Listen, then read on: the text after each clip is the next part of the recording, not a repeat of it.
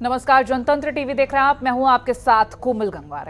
हरियर छत्तीसगढ़ की शुरुआत करेंगे तो छत्तीसगढ़ के अन्नदाताओं के लिए बड़ी खबर सामने आ रही है, जहां सीएम भूपेश बघेल ने ट्वीट कर जानकारी देते हुए बताया कि धान के समर्थन मूल्य में 100 रुपए की बढ़ोतरी हुई है। हम किसानों को कई फसलों के लिए 9,000 प्रति एकड़ की इनपुट सब्सिडी देते हैं। इस राशि को मिलाकर अब छत्तीसगढ़ के किसानों को प्रति क्विंटल धान का 2,640 रुपए मिलेगा। सीएम बघेल ने कहा कि किसानों की खुशी में सबकी खुशी है।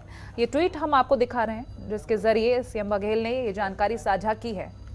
100 रुपए की बढ़ोतरी, प्रोत्साहन राशि मिलाकर इस साल छत्तीसगढ़ के किसानों को प्रति क्विंटल 2,640 रुपए मिलेगा। अगले साल तक संभावना है कि किसानों को 2,800 रुपए मिलने लगे। किसानों की खुशी में सबकी खुशी है।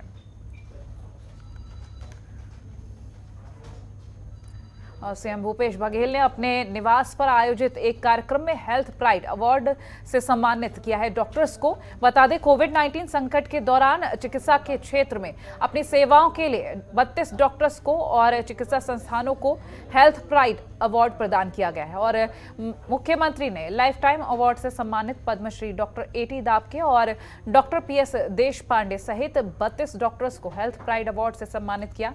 इस मौके पर नगर निगम रायपुर के महापौर एजाज ढेबर ने कार्यक्रम की अध्यक्षता की है। छत्तीसगढ़ गृह निर्माण मंडल के अध्यक्ष कुलदीप जुनेजा भी कार्यक्रम में मौजूद रहे।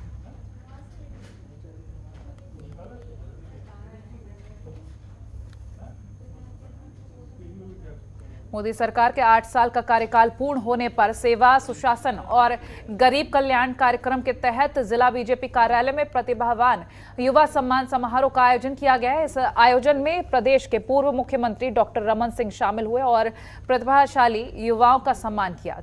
कार्यक्रम के दौरान डॉक्टर रमन सिंह ने जहां मोदी सरकार के कार्यों की जमकर तारीफ की, तो वहीं दूसरी तरफ हसदेव अरण्य मामले पर कांग्रेस सरकार को आड़े हाथों लिया है। पूर्व सीएम ने कहा कि राहुल गांधी ने स्पष्ट कहा था कि जंगल नहीं कटेगा। उसके बाद भी हसदेव को लेकर जिस हिसाब से सभी क्लियरेंस मिल रहे हैं, इससे स्पष्ट है कि सरकार अपने वादे से मुकर रही है।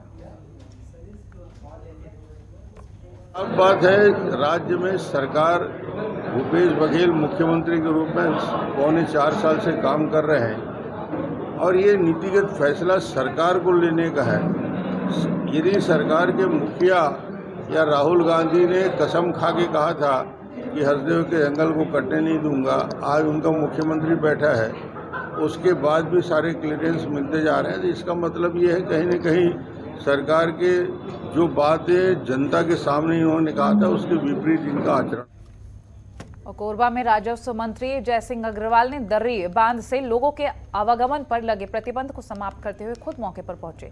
मंत्री ने जेसीबी मशीन के माध्यम से रास्ते को खुलवाया और सड़क निर्माण के मद्देनजर प्रशासन ने बांध से लोगों के आने जाने पर प्रतिबंध लगा दिया है, जिससे हजारों लोगों को काफी ज्यादा परेशानियों का सामना करना पड़ रहा है।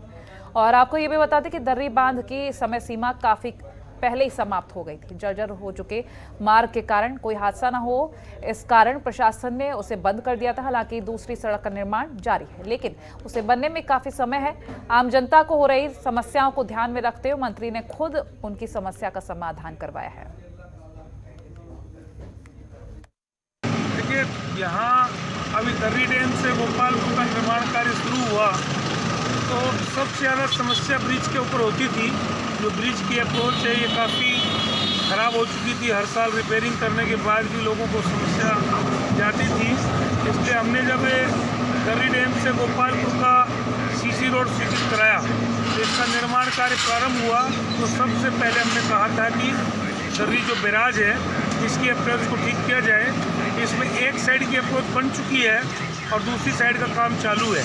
तो जो हजारों लोगों को मोटरसाइकिल और कार जीप वालों को जो समस्या हो रही थी, उसको देखते हुए हम लोगों ने तय किया कि तत्काल इसमें लोगों को राहत पहुंचाई जाए।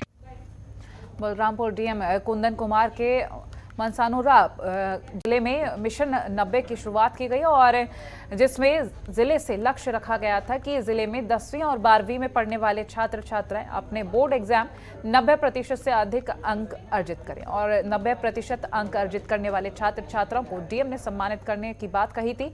इस क्रम में विधायक बृहस्पति सिंह डीएम कुंदन कुमार और जिला पंचायत की सीईओ रीता यादव ने जिले में 90% से अधिक अंक अर्जित करने वाले 86 छात्र छात्राओं को सम्मानित किया। वहीं जिले में टॉप 10 में स्थान प्राप्त करने वाले 2 छात्र छात्राओं को विधायक ने 1-1 लाख रुपए देने की घोषणा की।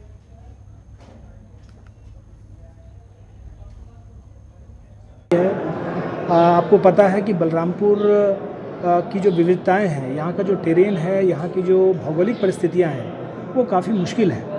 उन मुश्किलों में भी बच्चे इतना अच्छा कर पा रहे हैं। जिला प्रशासन के प्रयास से, यहाँ के जो शिक्षा विभाग के जो हमारे कर्मचारी हैं, अधिकारी हैं, उनके प्रयास से, तो निश्चय ही बहुत जिला प्रशासन के लिए बहुत अच्छी बात है, गौरव की बात है।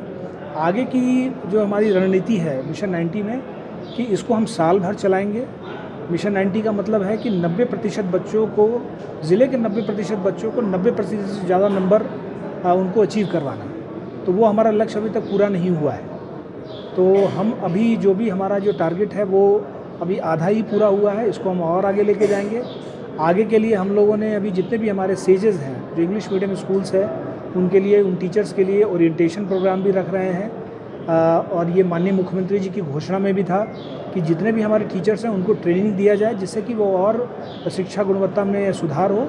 और तो बच्चों को भी मोटिवेट किया जा रहा है, टीचर्स को भी मोटिवेट किया जा रहा है। तो मुझे लगता है कि ये प्रयास और जाके अच्छा होगा और इसके परिणाम जो हैं वो अच्छे आएंगे। ये बहुत ही गौरव की बात है कि हमारे जिला प्रशासन के पूरी टीम कलेक्टर साहब के मार्गदर्शन में, जिला शिक्षा अधिकारी मैडम सीओ के मार्गदर्शन में बहुत बेहतर शिक्षा और स्वास्थ्य के क्षेत्र में काम कर रहे हैं। शिक्षा के क्षेत्र में इसके परिणाम देखिए कि आज 28-29 जिलों में टॉप के 7वें स्थान पे, 10वें स्थान पे आना बहुत बड़ी बात है। और छत्तीसगढ़ के सुकमा जिले में एंटी नक्सल ऑपरेशन पर निकले जवानों की नक्सलियों से मुठभेड़ हो गई है।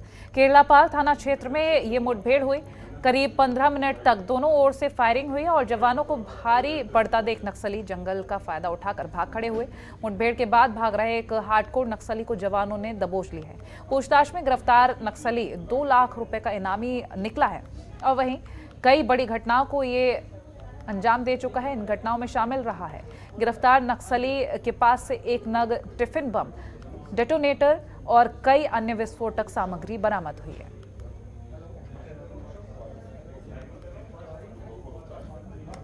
सर, कोई नक्सली गिरफ्तारी है उसके बारे में बताइए सर। जो नक्सली गिरफ्तार हुआ है केरलापाल एरिया में, परमेश्वर तिलकवार इनके नेतृत्व में DRG जवानों की पार्टी उस एरिया में नक्सली अभियान के लिए निकली थी। उसी दौरान एक 10-15 नक्सलियों का समूह उस एरिया में दिखाई दिया गया। उनके द्वारा फायरिंग करने के बाद पुलिस द्वारा भी जवाबी फायरिंग किया गया। इसी दौरान कवासी हुंगा नाम का प्लाटून नंबर 24 का सक्रिय सदस्य कवासी हुंगा, ये पुलिस के हाथ में गिरफ्तार मिल गया। ये सिंगल शॉट वेपन धारित करता था। 2 लाख रुपए का ये इनामी नक्सली है। इनकी बहुत सारी घटनाओं में शामिल रहा है, जैसे सुकमा दंतेवाड़ा की घटनाओं में सभी जगह आरएफ कर दिया गया है और बाकी जगह सभी इसका डिटेल्स लिया जा रहा है।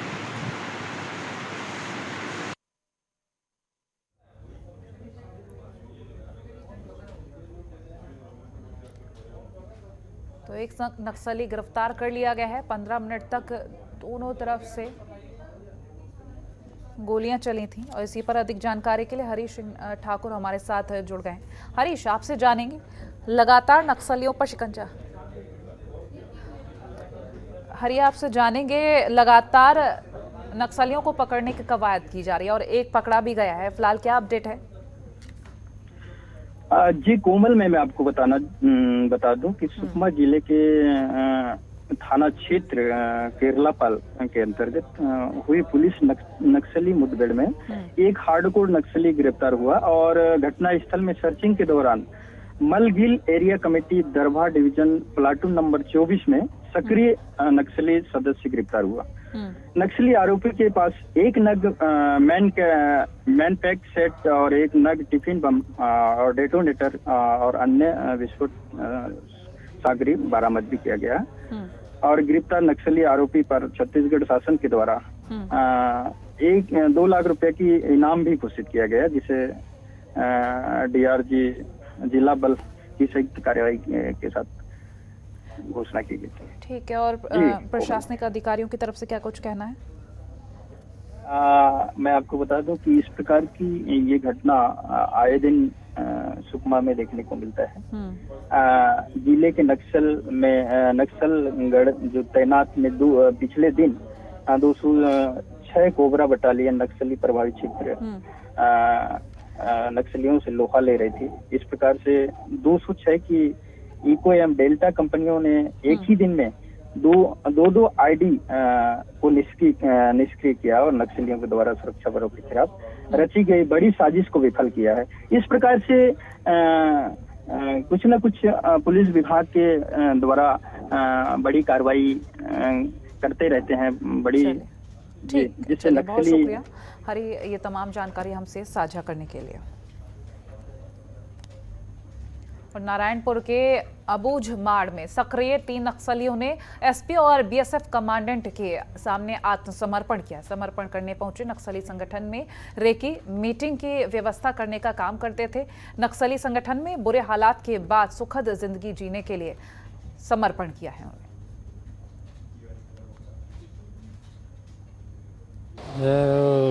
जाटलूर एलवेस में काम कर रहा था और वहाँ रहने का बहुत परेशानी हो रहा था और वहाँ खाने पीने का कोई उतना ठिकाना नहीं है, इसलिए मैं आया।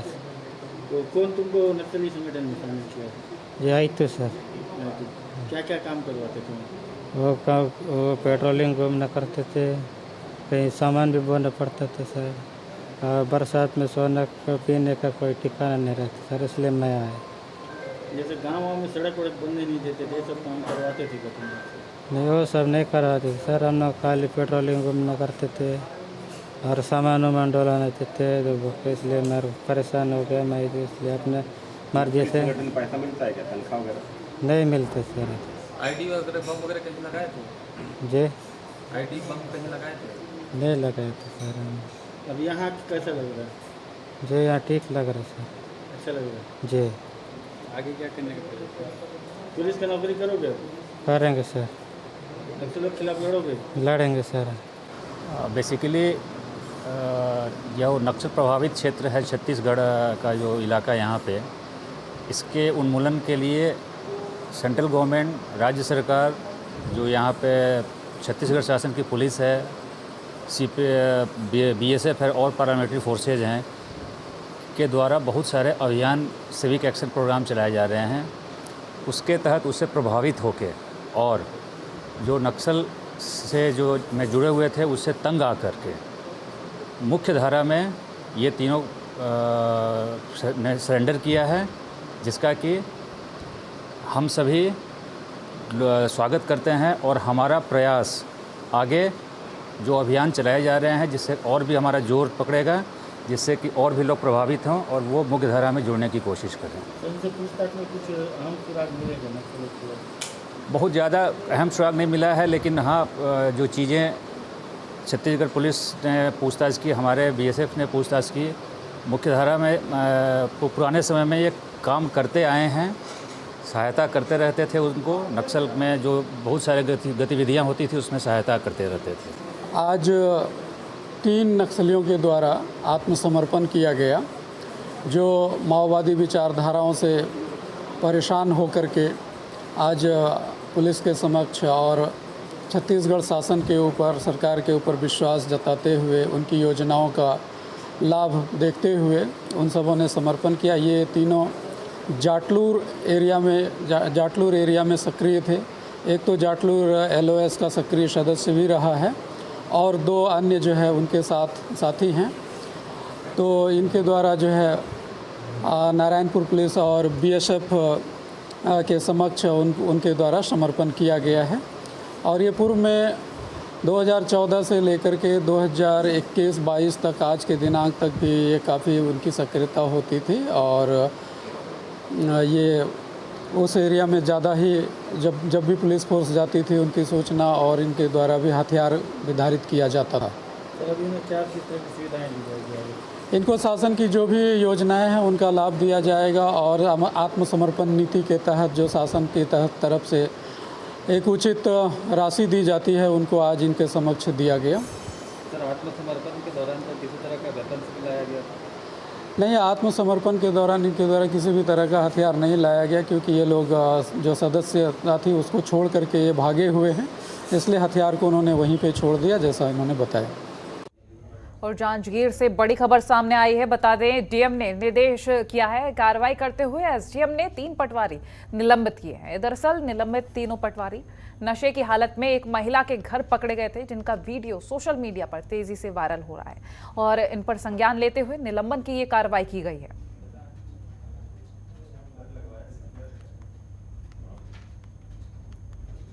जांजगीर से ये खबर आप तक पहुंचा रहे हैं। डीएम के आदेश पर एसडीएम ने ये कार्रवाई की है।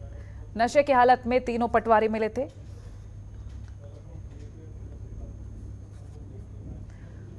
और वहीं राजनांदगांव और अब हॉकी के शानदार खिलाड़ियों के साथ साथ बास्केटबॉल के खिलाड़ियों के साथ भी पूरे देश में जाना जाने लगा है और यहां के खिलाड़ियों का दबदबा पूरे देश में देखने को मिल रहा है। बता दें, इंटरनेशनल बास्केटबॉल कोच और साईं राजनांदगांव भारतीय खेल प्राधिकरण के प्रबंधक के राजेश्वर राव का कहना है कि साईं राजनांदगांव की पहचान बास्केटबॉल में पूरे देश में हो रही है और यहां से 1500 से अधिक खिलाड़ी साईं से ट्रेनिंग लेकर खेल चुके हैं। साथ ही 1200 खिलाड़ियों ने मेडल जीता है। वहीं इंटरनेशनल जूनियर बास्केटबॉल खिलाड़ियों ने भी लगातार अपने खेल की जीत का श्रेय साईं राजनांदगांव को दिया है। मैं साईं में 5-6 साल से हूँ और मैं 2 गोल्ड मिनी में जीत चुकी हूँ और जूनियर में एक सिल्वर है मेरा और मैं 2 इंटरनेशनल खेली हूँ, पेरिस वर्ल्ड गेम और एक खेली थी रशिया, वहाँ पे मेरा ब्रॉन्ज लगा था और पेरिस में गोल्ड लगा था। और अभी मैं फ़िलहाल यूथ इंडिया कैंप में जाने वाली हूँ। अगर मेरा वहाँ चयन हो जाएगा तो फिर मैं 1 महीने के लिए वहीं रहूँगी। मेरा नाम डिम्पल धोबी है, मैं क्लास 12th में हूँ। और इंडिया में कितने जगह खेल चुके हैं? मैं साई में 5 सालों से खेल रही हूँ। मैं एक इंटरनेशनल टूर्नामेंट खेली। इंटरनेशनल टूर्नामेंट में मेरे पास गोल्ड मेडल है। मैं फ्रांस गई थी और मैं इंडिया में 7 जगह पे खेल चुकी। मेरे पास 5 गोल्ड मेडल है। मेरा नाम प्रिया गोस्वामी है, मैं बास्केटबॉल प्लेयर हूँ। जहाँ तक राजनांदगांव साई का सवाल है, भारतीय खेल प्राधिकरण द्वारा 2001 में यह सेंटर यहाँ इस्टेब्लिश किया गया था। उस समय यहाँ मुख्य गेम हॉकी, बास्केटबॉल और वॉलीबॉल थे। जब से मेरा पोस्टिंग भी 2001 से ही यहाँ है। जब से ये सेंटर इस्टेब्लिश हुआ है, बास्केटबॉल का शुरू में हम लोगों ने बहुत स्ट्रगल किया बास्केटबॉल को इस्टेब्लिश करने के लिए, क्योंकि यहाँ ग्राउंड फैसिलिटीज़ नहीं थी, कुछ भी नहीं था। लगभग 0 के बराबर बास्केटबॉल था। पर धीरे धीरे लोकल पब्लिक का भी हमको सपोर्ट मिला, जो भी है मैदान की सुविधाएं मिलने लगी, फिर साई से ट्रेनिंग इक्विपमेंट और सारी फैसिलिटीज़ मिलने लगी। उसका नतीजा ये हुआ कि आज राजनांदगांव देश का बास्केटबॉल का साई का सबसे अच्छा सेंटर है। सबसे ज़्यादा स्ट्रेंथ भी गवर्नमेंट ऑफ इंडिया ने यहाँ पर दे रखी है और इंफ्रास्ट्रक्चर वाइज भी ये सेंटर देश का एकमात्र सेंटर है जहाँ एक ही जगह 8 कोर्ट्स हैं, जिसमें 2 इंडोर हैं और 3 रूफटॉप ग्राउंड है और 3 आउटडोर ग्राउंड है। और सबसे बड़ी बात यह है कि सभी ग्राउंड फ्लड लाइटेड है। तक आप जीत चुकी हैं इंडिया में और फॉरेन में कहाँ खेली? मैं 4 साल की थी तब से खेल रही हूँ और साई में मैं बचपन से जानती हूँ, लेकिन अभी इस साल आई हूँ साई में और मैंने 3-4 नेशनल्स खेले हैं, 4 गोल्ड मेडल है और 2 मैंने फॉरेन किया, इंडिया को रिप्रेजेंट किया है। रशिया गई थी, रशिया में मैं ब्राउन मेडल लेके आई थी और ऑस्ट्रेलिया गई थी और ऑस्ट्रेलिया में पार्टिसिपेट की थी और बस इतनी। मेरा नाम मोना गोस्वामी है। और वहीं कोरिया जिले में 2 पुलिस सहायता केंद्र का पुलिस चौकी के रूप में भव्य लोकार्पण हुआ है और नई पुलिस चौकी के निर्माण से पुलिस बल बढ़ेगा और अपराधों को नियंत्रण करने में सफलता मिलेगी। उद्घाटन कार्यक्रम में विशिष्ट अतिथि के तौर पर पुलिस महानिरीक्षक अजय कुमार यादव, डीएम कुलदीप शर्मा समेत तमाम अतिथिगण मौजूद रहे। तो वह क्या कहना चाहेंगे? इसके लिए माननीय मुख्यमंत्री भूपेश बघेल जी का, माननीय गृह मंत्री ताम्रध्वज साहू जी का मैं इस क्षेत्र की तरफ से बहुत बहुत उनका आभार व्यक्त करता हूं, उनको धन्यवाद ज्ञापित करता हूं कि मेरे मांग पर उन्होंने बजट में शामिल किया, इसकी स्वीकृति कराई। आज विधिवत हम लोगों ने लोकार्पण किए हैं। तो निश्चित रूप से इस क्षेत्र के 22 गाँवों के अलावा यहाँ पर पर्यटन के रूप में अमृत धारा है, तो यहाँ के लोगों को सुलभ सुविधा मिलेगा। इस दृष्टिकोण से कानून व्यवस्था भी यहाँ पर काफ़ी समय से NH है। कई बार शिकायत आता था कि भैया यहाँ पर एक्सीडेंट हो गया पर कोई पहुँच नहीं पाता था, तो यहाँ पर NH होने के कारण, हाईवे होने के कारण यहाँ पर एक अतिरिक्त बल मिलेगा, गाड़ियाँ मिलेगा, तो यहाँ के लोगों को सुविधा मिलेगा। सबसे पहले तो चौकी बनने के उपलक्ष्य में इस क्षेत्र के समस्त नागरिकों को बधाई देता हूँ, साथ में धन्यवाद देता हूँ हमारे आदरणीय विधायक गुलाब कुमरो जी को, माननीय मुख्यमंत्री भूपेश बघेल जी को, गृह मंत्री जी को। मैं आप लोगों के माध्यम से ये कहना चाहता हूँ कि इस क्षेत्र के हमारे सभी वरिष्ठ लोगों ने बहुत पहले सपना देखा था कि इस क्षेत्र ये कभी नागपुर चौकी होगा, कभी यहाँ कॉलेज होगा, कभी धान खरीदी केंद्र खुलेगी, लेकिन बहुत दिनों से ये सपना लग रहा था कि अब पूरा हो नहीं पाएगा। लेकिन जैसे ही हमारे विधायक गुलाब कुमरो बने, उन्होंने 3.5 साल में नागपुर पे सौगात के सौगात दिया। आज कॉलेज संचालित हो चुकी है, धान खरीदी केंद्र संचालित हो गया है, अभी बरबसपुर में हायर सेकेंडरी स्कूल भी का उन्नयन हो चुका है। तो मैं हमारे माननीय विधायक जी को इस क्षेत्र की जनता की ओर से हार्दिक धन्यवाद देता हूं और मुख्यमंत्री जी को भी धन्यवाद देता हूं। आज जो नागपुर पुलिस सहायता केंद्र था कोरिया में, उसको पुलिस चौकी के रूप में प्रारंभ किए हैं शासन की स्वीकृति मिलने के पश्चात, और 33 का बल स्वीकृत हुआ है। यहाँ पे 10 किलोमीटर का हाईवे का क्षेत्र है और लगभग 22 गाँव इसमें आ रहे हैं। तो उम्मीद करते हैं कि आने वाले समय में जो सभी गांवों से पुलिस का जुड़ाव हो सकेगा, प्लस जो क्षेत्र में पर्यटन स्थल है वहाँ पे पुलिस प्रेजेंस बढ़ेगी, और आने वाले समय में जब और नई भर्तियां होंगी और नए अधिकारी आएंगे तो क्षेत्र में थोड़ा सा उनका डोमिनेंस बढ़ेगा और ज़्यादा लोगों के साथ संपर्क हो सकेगा।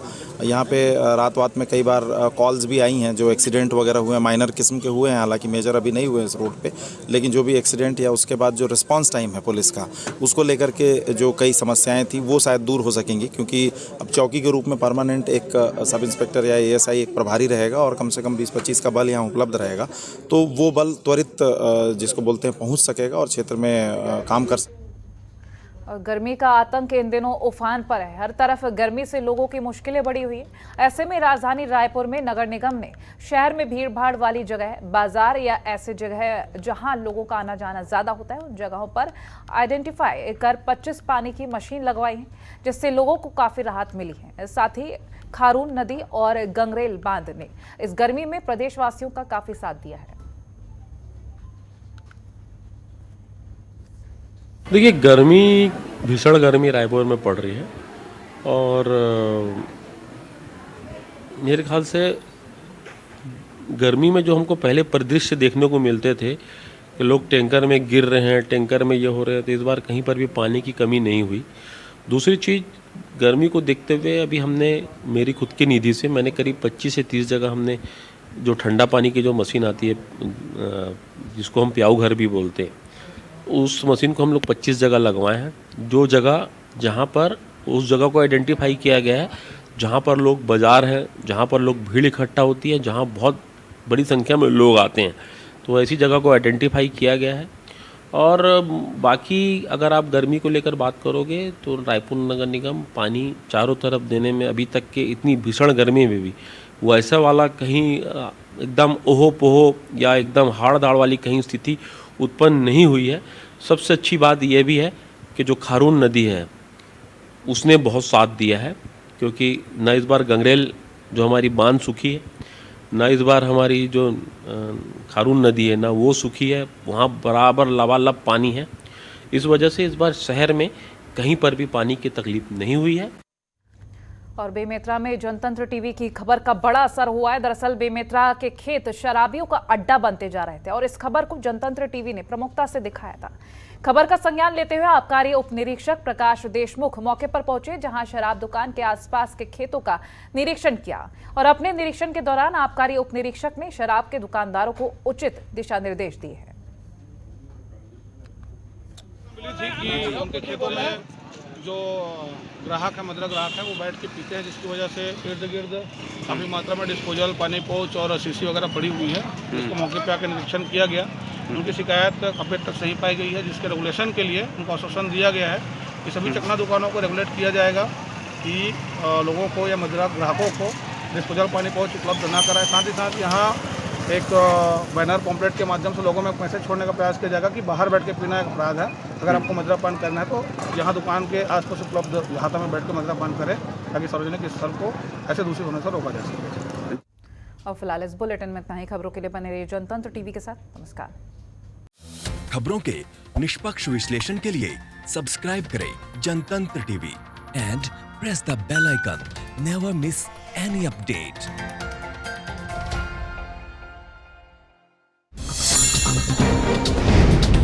डाउनलोड कीजिए जनतंत्र टीवी ऐप को, जो कि अवेलेबल है गूगल प्ले और ऐप स्टोर पर। अधिक जानकारी के लिए अभी डाउनलोड करें।